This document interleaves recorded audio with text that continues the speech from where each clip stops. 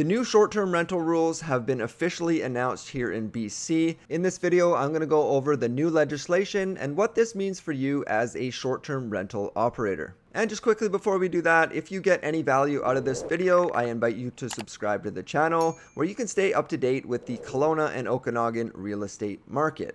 Alright, so as you may know, short-term rentals are accommodations that are rented out for less than 30 days, usually through online platforms like Airbnb, VRBO, or Expedia. These platforms have grown rapidly in recent years, especially since the pandemic, and have taken thousands of homes off the long-term rental market. According to the government, there are currently about 28,000 active short-term rental listings in BC, and more than half of them are entire homes that are rented out for most of the year. The government says that this situation is creating serious challenges for housing affordability and availability in BC. That's why they have proposed a new legislation that aims to turn short-term rentals into homes for people. The legislation is called the Short-Term Rental Accommodations Act and has several key features that will change how short-term rentals operate and are enforced in BC. First, the legislation will require short-term rentals to be offered only in principal residence of the host, plus one secondary suite or laneway home on the property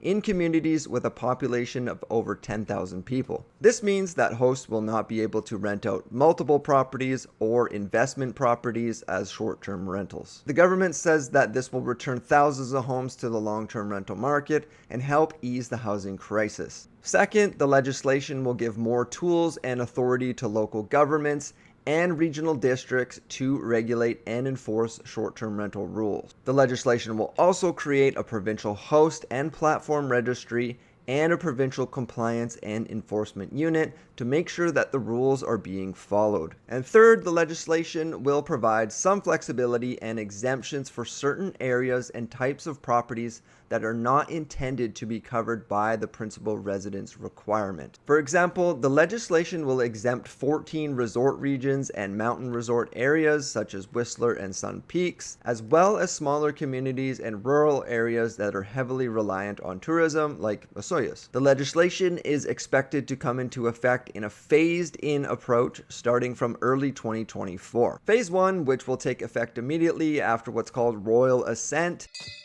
Hear ye, hear ye!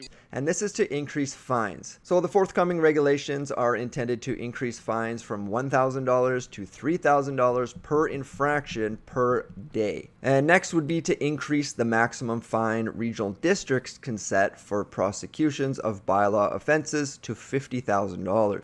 And now phase 2 will be releasing the short-term rental units to long-term use. So this will happen May 1st of 2024. So if you own a investment property, a property that's not your principal residence and you are renting it out right now, you may want to think of, you have to do one of two things really. You'll have to sell it or you'll have to rent it out long term. So if you don't want to be a long-term rental landlord, you may want to think about selling it sooner than later before the market gets flooded, if it does get flooded. It's hard to say right now. But in my opinion, it should be something that you are thinking about. So to continue with this phase 2, this is the enacting the principal residence requirement and to require short-term rentals to be provided in the principal residence of a host only. Now keep in mind, this is British Columbia wide, this legislation here, and now each municipality, like say Kelowna, may have stricter rules, which they do based on the legislation right now, which may also change. There is a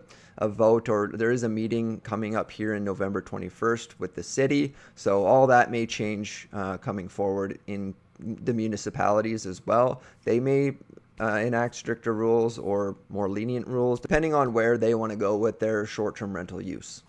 Now, introducing phase 3, which will take place in the summer of 2024, is introducing the platform accountability measures. So this will require that short-term rental platforms include the business's license numbers on the listings where they are used by a local government. They will also require the platforms to provide certain information about the listings to the province on a regular basis and to allow the province to share that information with local governments to support bylaw enforcement.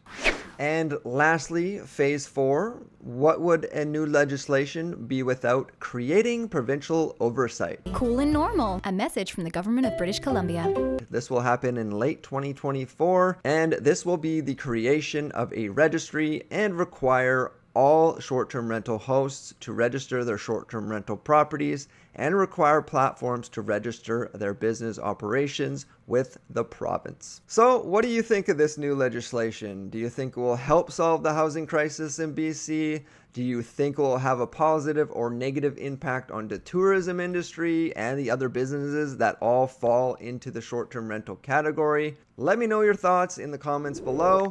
And if you enjoyed this video, please give it a thumbs up and subscribe to the channel for more. Thank you so much for watching, and I'll see you in the next video.